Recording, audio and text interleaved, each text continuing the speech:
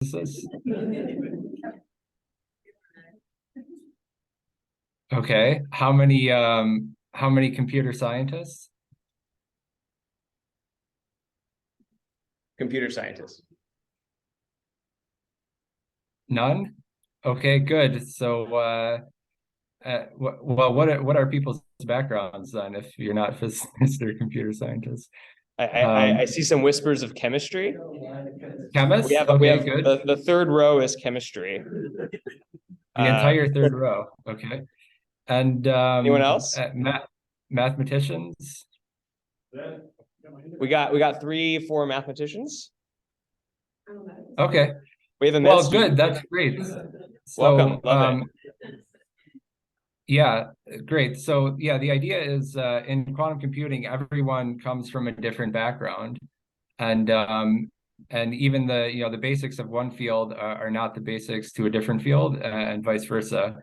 So this is a fun talk on the basics of computational complexity. So hopefully this is useful for the audience. And it's fun because it's about Mario. So at some point I get to explain to you the rules of Mario. There's a slide on this. This is my favorite talk to give. And I can also say it helps if you have a background in Mario, which you don't get to hear too often. So, but it's a review of this paper, one aspect of this paper. So this is a classic, very nice paper. Classic Nintendo games are computationally hard. So from 2015, the latest version of at least. And they talk about a few games. We'll talk about Mario. So what does it mean for Mario to be NP hard? Well, so let's think about a Mario level, and we'll denote this as L sub n. So L sub n is a Mario level on an n by n screen. N by n, think about just the number of pixels. And we want to ask the question, is this level solvable? So we'll denote that solvable of L sub n, which means, can you reach the end of the level from the start? So this is an example of what we would call a decision problem, something with a yes or no answer.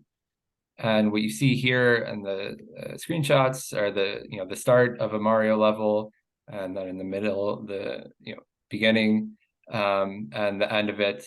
The end of it, at least in the first Super Mario Bros., is when you reach the flagpole.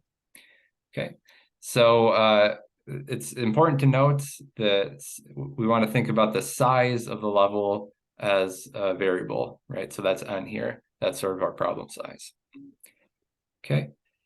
And the question we ask is, using the rules of Mario, which mean like design a valid level, using the rules of Mario, can you design an n by n level such that solvable, this problem that we care about, solvable L sub n is NP hard? Okay, so the next question is, what is NP hard? So what does it mean for a problem to be, a decision problem to be NP hard? So again, n is the size of the problem, and we had like the number of pixels in a level before. Here, another example I think that we should all be familiar with is like the dot product of two vectors. So here you have to multiply numbers and then add them together, and the number of times you need to do that is the length n of the vector. Okay, so that's a few examples of a problem size, and that's what n is here. So here's a few complexity classes. So P is the set of all problems which can be solved by an algorithm that takes time of order poly n. So poly n means some polynomial, right? N to some power, and to some constant power that doesn't depend on the problem size. So P stands for polynomial, okay? EXP, you might be able to guess, same idea, problems which can be solved in an exponential amount of time. There's also R. R is useful to note. You might not have seen it before. R is the problems which cannot be solved in finite time. cannot be solved in finite time. Okay. And that's 3 classes. There's a lot more. So, this is how computer scientists put food on the table. They, define these classes and study them and sort of do this analysis. But those are 3. So let's see examples of some problems in these classes now. So this problem of finding the shortest path in a graph. So you're given some graph, you start at a node, you want to end at another node. That can be solved in polynomial time, polynomial in the size of the graph. Okay, that's a problem in P. N by N chess is known to be in X, EXP. So this could be solved in an exponential amount of time. And it's known that you cannot solve it in a polynomial amount of time. On the other hand, Tetris, another game, Tetris, where you know all the pieces in advance, is for sure in X, but it's not known if it's in P. It's not known if it's in P. So already an open problem. There's a lot of open problems with these complexity classes. And the famous example of something that's in R, which is to say uncomputable, is the halting problem. The halting problem roughly says, if you're given an algorithm, determine if it halts or not. Okay, so it uses this sort of recursion step. Okay, just a note about decision problems. There's a little fun theorem that almost all decision problems, almost all of them are uncomputable. So the uncomputable problems are sort of dense in the space, and in Mario Land, this corresponds to the endless staircase that you can't get to the top of. And there's a link to this in a lecture by Eric Demain, who was a co-author on this paper. And it's a fun little theorem. It just relies on this fact that the cardinality of the real numbers is greater than the cardinality of the natural numbers. And okay, so that's just Ryan. Yep. I just have a quick question. So you mentioned that you need to turn these into decision problems. Could you comment if you know on how the chess game in particular is turned into a decision problem? Yeah, I think it would be something like, given the starting position with this n by n chessboard, can you find a deterministic strategy which wins? So that's a yes or no question. Awesome, thanks. And also in the in-person world of our presentation, the pizza has just arrived. So maybe maybe we take about 5 minutes just to kind of do that, and then come back to the presentation. Would that be okay, Ryan? Great, I'll be here. I'll get virtual pizza. Perfect. All right. So yeah, let's take some pizza, and we'll come back in like whenever that gets done.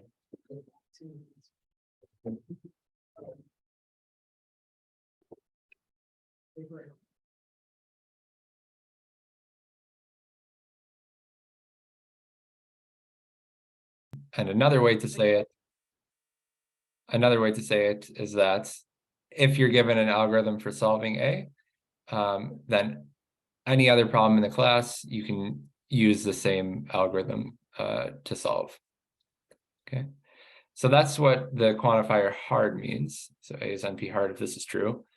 And do I say what complete is? Yeah, okay. So we say it's NP complete if it's both NP hard and also in NP. So you can imagine on this this spectrum here, here is the class NP, and everything to the right of this, going to the right is more difficult. Everything to the right of this is NP hard, right? So that's what we mean by NP hard. And then the intersection of these 2 points is NP complete. So if it's both NP hard and also in NP, then you're at this point, and we say that you're NP complete. Okay, so we understand what it means now. We understand what it means for a decision problem to be NP hard. But now how do you prove it? Well, one way to say it is you stand on the shoulders of giants. But really what you're doing is like copying off of Richard Karp and his 1971 paper, where he proved that 21 problems are NP complete. So here's just an excerpt from this paper, and it's still pretty readable. I linked to it here. So you could go through the main theorem. All the problems on the following list are complete, meaning I believe NP complete. So 3 example problems. We'll discuss the first one, satisfiability, in the coming slides. Okay, and just a note that he won the Turing Award for this. So this is a very famous paper and important results.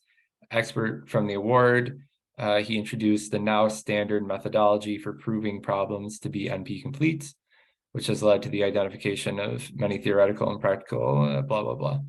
But you get the idea. So if you want to prove something is NP hard, you take your problem and you try to twist it and turn it into something that Richard Karp already did all the hard work for you in proving that it was NP hard or NP complete. Okay, so that's the idea. So we need to take Mario and we need to turn it into one of these problems that we know is NP complete. What problem are we going to do? Like I said, satisfiability. Satisfiability, or SAT. This was the first problem. We saw this on the screenshot, the first problem in his list, but it was also proved even before Karp's paper. So it was proved by QuIC in 1971 in his paper, The Complexity of Theorem Proving Procedures. And it was also proved independently by Levin in 1973 in his paper called Universal Search Problems. Because of this, you understand the name, the QuIC-Levin theorem. So the QuIC-Levin theorem states that satisfiability is NP complete. All right. 2 guys proved it, so we have Mario and Luigi here. Great. So we're not going to prove this theorem. We're not going to prove the QuIC-Levin theorem, but we'll understand what the problem is, what satisfiability is, and then we'll just use this theorem, the QuIC-Levin theorem, to know that it's NP complete, and then we'll reduce this problem 3-SAT into Mario, and that's how we'll prove that Mario is NP hard. All right. That's the plan. Any questions up until this point? Any questions? I think at this point we're all good, Ryan. Awesome. Great. And yeah, link to QuIC's original paper with modern formatting. So it's a little bit more readable and it's still a nice paper. All right, so we have to understand SATs, right? So what is SAT, satisfiability? There's just a few things that will be helpful to state the problem. The first thing is a variable. Okay, so a Boolean variable is something that takes values 0 or 1. So X is either 0 or 1. So far, so good. It'll be convenient to talk about both a variable or its negation. So negation meaning this thing here. So the bar above meaning not X. So flip the value of the bit. And since we want to refer to both of these, we just want one word for this. And people call this a literal. Okay. So a literal is a Boolean variable or its negation. Great, we're halfway there. The third thing is a clause. A clause is a string of literals, and you take the or between them. Okay, so this wedge thing here means or. So this is X or not Y or Z. Okay, so we refer to this as a clause. This is a clause. And the very last thing is a formula. Okay, so a formula is you take a string of clauses and you take the and of them. So the and of them is this upside down wedge, this upside down V. So here's 2 clauses. We take the and of them. You run out of letters, so we just use subscripts x1 through x5. And this is a formula. Okay. So we're almost there to defining SAT. Let's see how this is used now. So the problem SAT is given a formula, of which we just saw an example. over n variables, formula over n variables, does there exist an assignment to the variables which makes the formula true? Okay, so how many choices do you have? For each one, you have two choices, right? True or false, 0 or 1. So how many choices are there? Like 2 to the n if you have n variables. And so you have to search for an assignment of these variables such that the formula is true. And here's an example of a formula. Okay, so that's what the problem SAT is, satisfiability. And again, this is a decision problem. It's something with a yes or a no answer. Okay, and if there exists an assignment which makes the formula true, we call it a satisfiable formula, hence the name satisfiability. Here's another example. You can try to think, does there exist a satisfying assignment? And, that's good to do because that's the problem that we're trying to solve. So that's SAT. And now there's variations on this. So 3SAT is SAT, where each clause is a thing in parentheses, has 3 literals. Okay, so that's the 3 in 3SAT. So anything that looks like this, you have a formula with clauses, each clause has 3 literals. Trying to find an assignment that satisfies this is the problem of 3SAT.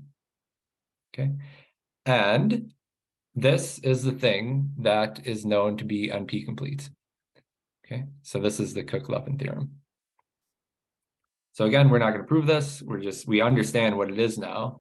And we're going to try to reduce this problem into Mario.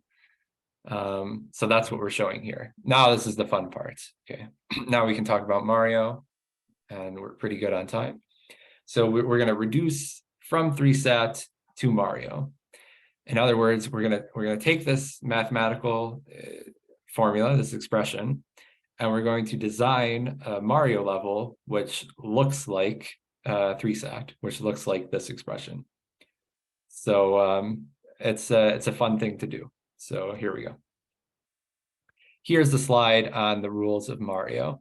So the thing in blue is the assumption, which is not usually true in Mario, and the things in red are the rules.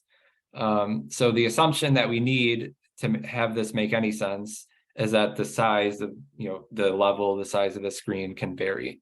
Right, so the screen size is n by n. So we need that, and the rest of it are just rules of Mario. So we can go through them, but it's not too important. Again, if you've played Mario before, it helps. I just look at the GIF. This is kind of it. You can jump only so high. You can only break blocks if you're big Mario. You're a plumber. Yeah, I don't know, etc. So, but this is the idea. Okay. The thing I'll highlight though are the last two because these will be important in the proof. If you have a star, so you can break some of these blocks sometimes and get a star, then you're invincible for a limited amount of time. Okay. And the other important thing, this is really just funny, that if you don't collect a star, they remain in the level indefinitely unless they bounce off. So if it's stuck between, two pipes or something, it just stays there. So you also need that in this proof, humorously. Okay, so how are we going to do this? We need, the first thing I introduced in that table was a Boolean variable, which is something which could be 0 or 1. So we need something, call it a gadget. We need a gadget in Mario, which is like a Boolean variable. So it's either this or that. It's either 0 or 1. And so here it is. And if you look at the paper, this is like a figure in the paper. It's great. So Mario here, because of the first or maybe the second rule or something, he has a finite jump height. The spacing here is bigger than his jump height. So he can only fall down this, and then he has to choose to go either left or right. and that's the variable. So you can go left or right, label either 1, 0, or 1, and that's our variable. That's our variable, and as a minor thing, we'll need this when we string variables together, that he can get to this from the top left or the top right. But the main part is it's a binary thing. Okay, and you can't go back once you choose. You've chosen. You can't take it back. Okay, so that's it's a Boolean variable in Mario. Now that we need a clause. So a clause gadget again. So we need to design some portion of the level which mimics a clause. And the way to do this is the following Mario level, which you see. So here's and again, we want it to be like 3 sets. So we wanted to have a clause with 3 variables. And so each one of these is like a variable. And each one of these blocks will have a star in them. So if you break this one, it has a star, same for this one and same for this one. And we can label these with the variables like x1, x2 bar, and x3, because these blocks will only be reachable depending on whether Mario chooses to go left or right in this figure, right? So like if he goes left, then like x1 is true, then he's allowed to break this thing, and then he gets a star. Okay, so that's the idea, and so that's why we're labeling these with Boolean variables, and together this makes a whole clause. And what's with all the fire here? So the fire normally is lethal, you can't cross it, but if you have a star, remember you're invincible, and so if you satisfy this clause, which is if you know, how do you satisfy this clause? You pick one of these, which is true, because you're taking the or of them, right? So if you satisfy this clause, then you have at least 1 star. And if you have a star, then you can cross the fire. Okay, so that's the idea. And here you also see why you need the star to hang around indefinitely, right? There could be some problems if it disappeared after a certain amount of time, then you couldn't reach it, and then you couldn't cross the fire. So that's why you need the star to hang around indefinitely. Okay, isn't this fun? So so now that we have, okay, I just said this out loud, but I have nice pictures for it. So yeah, like I said, if the clause is satisfied, then you have a star bouncing around in here indefinitely, and then you can collect it. Once you collect it, you're Super Mario, you can cross the fire. Okay. If you don't have a star, which is to say this clause is not satisfied, then you can't cross this fire, and you can't beat the level. You die. Okay. So that's the idea of the clause gadget, and that's the main one. And now how would this go in terms of the level? So I'll write it out in words, and then I think I even went a little overboard and sort of tried to draw this out. But the idea is, yeah, so in the level you visit variable 1, and again, you're at a variable gadget, so you can either choose left or right, choose true or false. Okay. And then you visit variable 2, etc., and you keep doing this until you visit all the clauses. Sorry, let me backtrack there. So after you visit variable 1, you would visit all the clauses and hit the star blocks that are reachable by that choice. So it's one variable and then go to all the clauses. Okay, and then you would go to variable 2. Again, you have a choice, true or false, and then you do the same procedure. You choose all the clauses that are reachable then by your choice. So all the clauses that are reachable by variable 2. And you might get some stars, etc. And you keep doing this up until the nth variable gadget. Okay, and then at the end of the level, it just looks like this. So you go to the top of the clause gadgets and hope that there's a star there. And if there's a star there, then you can cross. If not, you didn't pick a satisfying assignment. Okay. So that's it in words. Now, yeah, I even drew it out here. Look at this. Okay, so here's an example with 3 variables. Hey, Ryan. So, Ryan. Yeah. So I just want to make sure I understand. Do you cross the fire then n times, like the number of clauses you have? That's how many times you cross the fire. That's right. For each clause, there's this portion of fire. That's right. Gotcha. Okay, cool. Other questions? Yep. Yes. Question. Is it assumed that we can see like the whole level? Because usually you can only see just one portion of it, but like if you're gonna make these choices, you have to know. Like if you're in that Boolean choice, then you don't know necessarily where that's going. Did you hear that, Ryan? Kind of. Can you see the whole level? Is that the question? Yeah, because you have to know something about the structure of the level to know if you're making these choices that will have results in you choosing which block to hit. Yeah, does this depend on you knowing that the game is structured this way? / can you see, I guess, does it require you to be able to like, maybe another way to say it too is like, are you allowed take backsies if you make a choice and that's not the right one, right? Like, okay, so there's I think there's a few questions there. So the first one, can you see the whole level? Yes, the next slide will clarify that. And then can you change your choice? If you're talking about the variables, no. If you're talking about the variables, once you choose either left or right, you're stuck. So you only get one choice here. Yeah. Cool. Great. Other so questions? Let's see how Ryan, if it's okay, look. we do have one more question. Yeah, please. Yeah, this slide, let's see the relationship.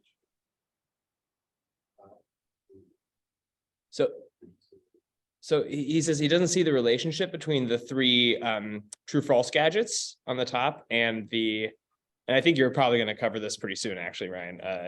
And the 3 gadgets on the top, and then the OR gadget on the bottom. What's the relationship between the 2?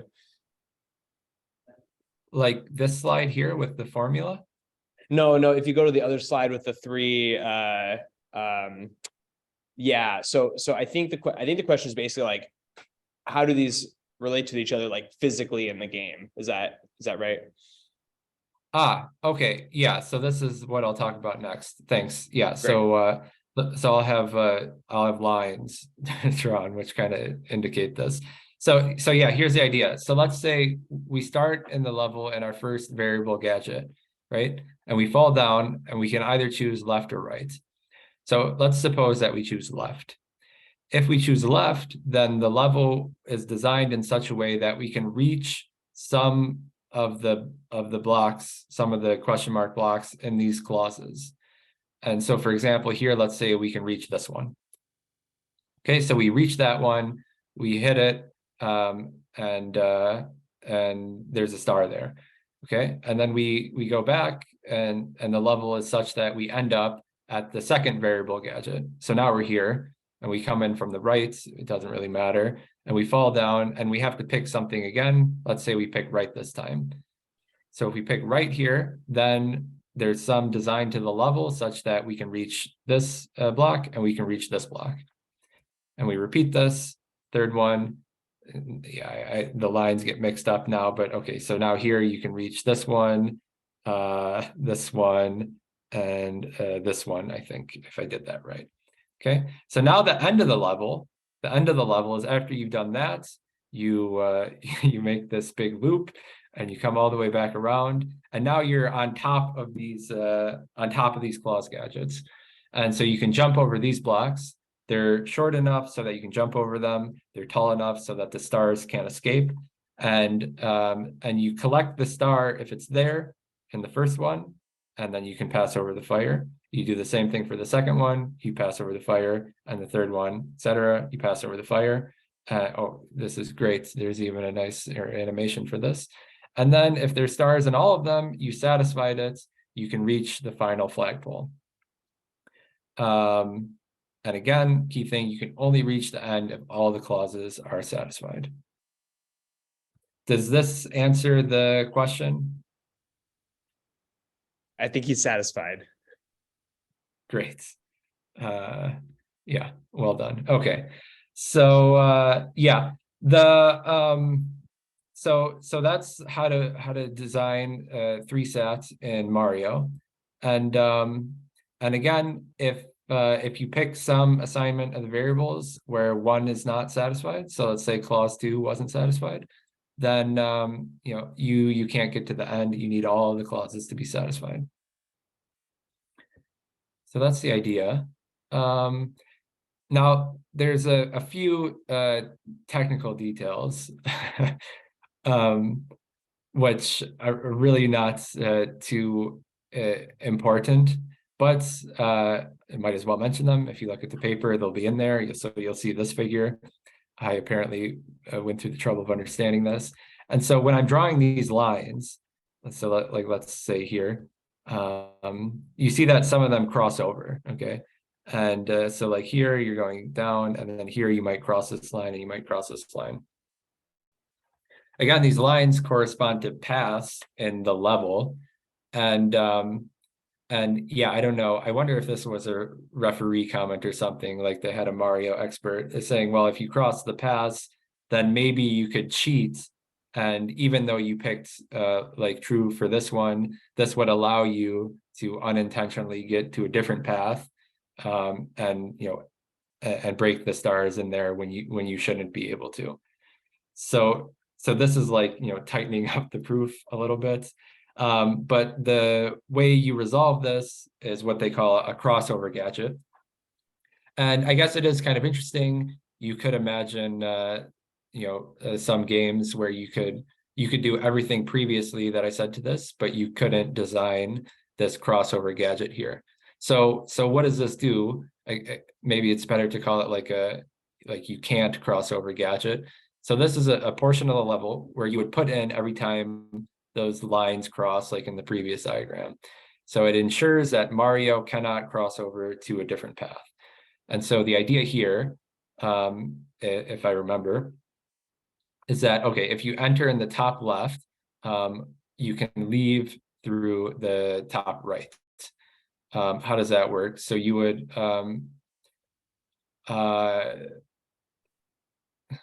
let's try to remember. Maybe you don't need this guy originally, so you just jump over this, and you're small here.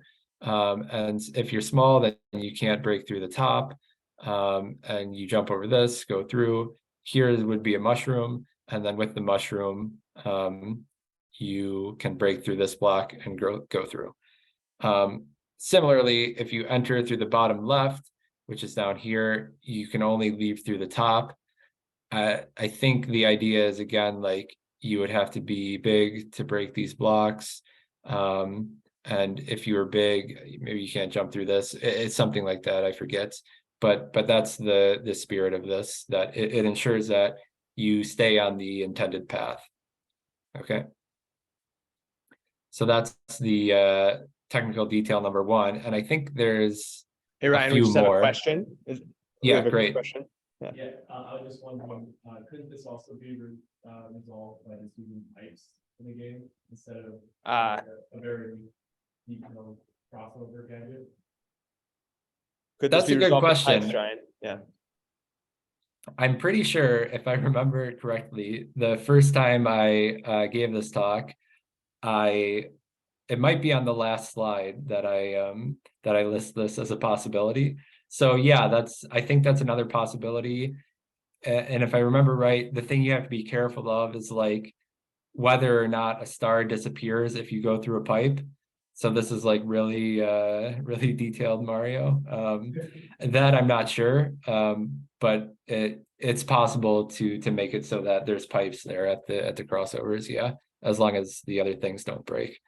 Yeah, good question. Another question. Yeah. I have the answer to this question. Oh, we have a Mario expert. Go ahead. As someone. Oh, great.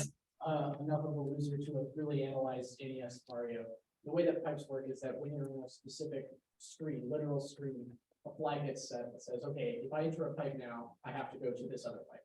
Therefore, you can't have 2 pipes on the same screen that go to 2 different locations. They will always go to the same place. So Whoa. you could maybe do that if you spread them out far enough, and then, I mean, this would be more compact at that point. Ryan, I don't know how much of that you heard, but basically you can't have two pipes that go to two different locations on a single screen, right? So maybe that limits you. Okay, interesting. So it sounds like it's not immediately possible. Great. Yeah. All right. Well, yeah, thanks for this. Are there any other questions or nice Mario knowledge that I don't know about? It looks like we're all good. Okay, so we're good on time. At the start of the level, another technical detail. We require Mario to be big so that in this crossover gadget, if he needs to, you can go from bottom left to the top. So bottom left to the top. So we have to start him off with a mushroom. Okay. And at the end of the level, this I think was still an open question for me however long ago, and I haven't put any more thought into it since, so I still don't know. But at the end of the level, for some reason, we still require Mario to be big. And probably this comes in with the crossover gadgets, but how do we require him to be big? Well, we need him to break this block. Yeah, maybe it's so he didn't take any damage from the fire, or maybe it's the crossover gadgets, but that's another thing. Do any of the experts have an idea of why this might be true? I mean, could it be that if you're big, you can run far enough through the fire with taking damage, just a little bit of a buffer period? I'm getting some nods. Right. So maybe you could make it through one false one. That's what exactly. I think that's what I was thinking too. I mean, I don't know why you wouldn't just make the fire long enough so that wouldn't be possible, but yeah, maybe so that was the thinking. Right, I thought about that too. It depends how long the invincibility period is, right? Maybe it's just not long enough. Right. Yeah, I don't know. It's probably just about making things as compact as possible. I'm sure you can throw that. If you keep them very short, then you can just put this little thing. Yeah, I'm just saying you can't make it arbitrarily long though, right? The star will stop at some point. That's what gets you through the fire. So if you make the fire too long. Oh, I see. Yeah. Yeah, the star is cool. fine. Sorry, digression, Ryan. Sorry. No, this is important stuff. Great. Okay, so yeah. All right. Oh yeah, here's the pipes thing. Great. Okay, so I didn't lie. So yeah, future work and open problems. Again, no one has done this yet since the last version of the talk, so I'm still waiting for someone to design this with Super Mario Maker. You can make your own levels. That would be fun to see. And here's the note about the pipes for the variable gadget. Yeah. Again, you might have to worry about the star thing and the other note that was said. But it's an idea. And that's about the end. I can hang around for any questions, but this results, I mentioned the paper at the start, and they also show it not only for this game, but all three of the Super Mario Bros. 1, 2, and 3, the Lost Levels and Super Mario World. And then the paper also goes to your favorite classic video games, Legend of Zelda, Donkey Kong, Metroid, and Pokemon, I think are the ones in there. So what did we learn? We understood what it means to be NP hard.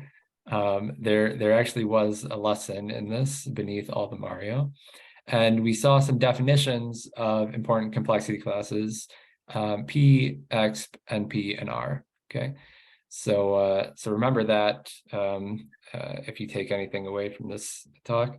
And the other important thing is how to prove something is NP hard.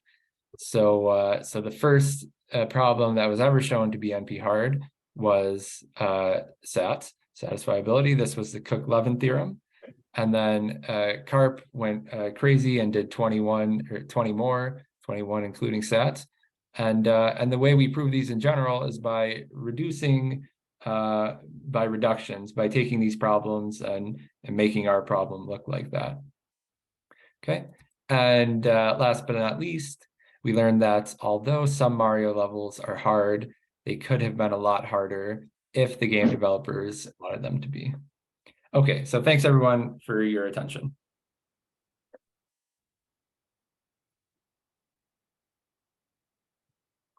Thanks very much, Ryan. And I'll mention for those who are on the mailing list, I did post a link to the paper.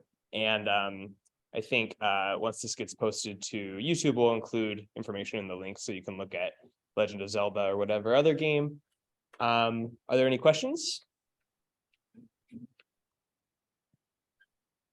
So one question I had was, so you've shown that is NP hard. Is it also in NP or is it harder? Or do we know? I don't think we know whether it's in NP. So yeah, the same as NP hard and not NP complete. So I don't think that's known. Yeah. Do we have some upper bound? Like, is it in exponential time or is it in something smaller? It's a really important question. I know. It's a valid question. I just don't remember. They should mention this in the paper. So the best I can do now is just to defer to that. But no, it's certainly a valid question. I just don't remember the answer. Cool. Yeah, thanks. Oh, okay. Apparently other references say that it's NP complete. So that must mean it's in NP. I'll try to take a look at this. So there's follow-up work. Great.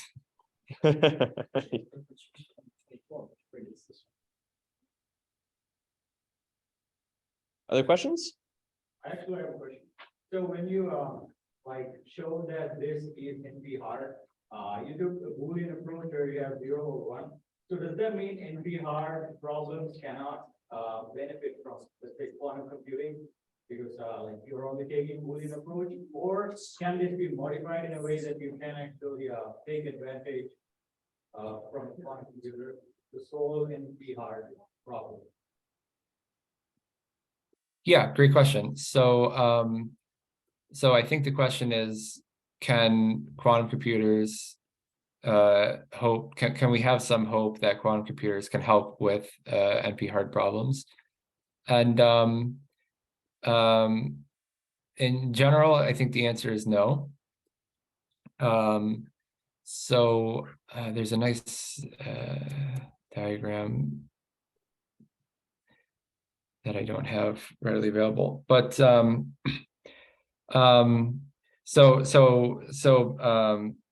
yeah, if your algorithm is so let me say this, the best speed up that you can hope to get for unstructured search is polynomial, and this is because Grover's algorithm is known to be optimal, and Grover's algorithm is like a square root speed up, and square root is like something that affects the exponent. So for a generic problem, that's the case. Yeah, if the problem has some structure, like factoring, factoring is one of the weird problems that's believed to be an NP, but known not to be NP hard. Then in this case, there is a quantum algorithm that speeds this up, and this is Shor's algorithm. So there could be cases like this, I think, but for a generic problem, if you want to just try to speed it up by unstructured search, then you can't hope to move the complexity classes. You'll only get a polynomial speed up. Yeah. If I could ask a follow-up, does that mean if quantum computers could solve NP complete problems easily or in polynomial time, does that mean P equals NP? Because of the unstructured search thing? If a quantum computer could solve NP hard problems? Yeah. does that mean that classical computers could also solve NP-hard problems? Because what I'm thinking about what you said with unstructured search, like I'm assuming that's an NP-hard problem. So they sort of perform equivalently in a way on that problem. Yeah, I don't think that statement is true. What it does modify is the series of statements known as Church-Turing theses. So the original Church-Turing thesis was something along the lines of that any computable, I think it's anything that happens in nature is efficiently computable. And then this had to be modified in subtle ways, and so you have to be careful with this. And the extended Church-Turing thesis basically bakes in quantum computing into this. So it then says, I believe, that any natural process is efficiently computable by a quantum computer. So that's the extended Church-Turing thesis. And these things are pretty subtle already. And so that's pretty much all I'll say about it for now. Yeah. All right. Thanks, Ryan. Any last questions? All right. If not, let's give Ryan one more round of applause.